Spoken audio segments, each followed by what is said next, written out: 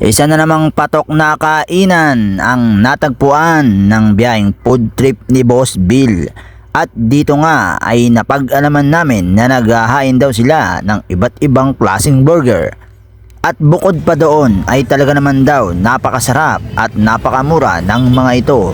Kaya naman binabalik-balikan ito ng kanilang mga parokyano. At dito nga lang yan matatagpuan sa Herrera Street, corner M. Hison, Santa Cruz, Manila. At ito nga ang Joshua's Grilled Burger. At pagdating nga ng aming team sa naturang lugar ay napansin agad namin na talaga naman palang dinarayo ito at binabalik-balikan ng kanilang mga parokyano.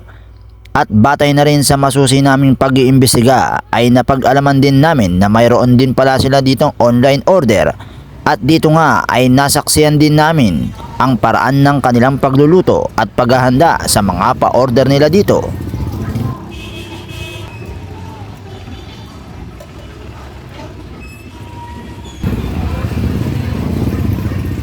At matapos nga naming makakuha ng mga sapat na ebidensya ay ito na ang hudyat para umorder ng kanilang mga burger dito upang malaman kung talaga nga bang patok at napakasarap nito inyong pakatutukan.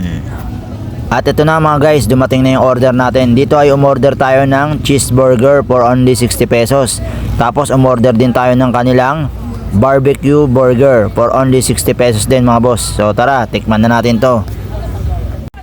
So yun mga boss, titikman na natin yung in-order natin. Dito umorder tayo ng cheeseburger. Ayan mga boss, tingnan nyo naman, no? Yung patty, grabe ang kapal. Tapos yung gulay, hindi tinipid. So dito ay tinikman ko agad to mga boss dahil talagang takam na ako. Yung pagkagat ko pa nga lang ay talagang malalasaan mo na yung patty. Talagang ang juicy niya, malasang, ang sarap ng pagkakatimpla. Tapos yung cheese niya, saktong-sakto lang, hindi ganun kaalat. So para sa akin mga boss, patok tong Joshua's Grilled Burger dito sa Tayuman. So kung hindi nyo pa natitikman to mga boss, ay recommended to mga boss, dayuin nyo na to.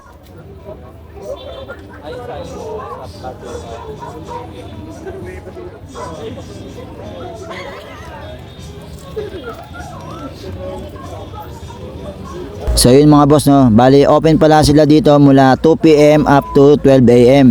So sa mga hindi pa nakakatikim ng Joshua's Grilled Burger ay dayuin nyo na ito dito sa Tayuman, Santa Cruz, Manila.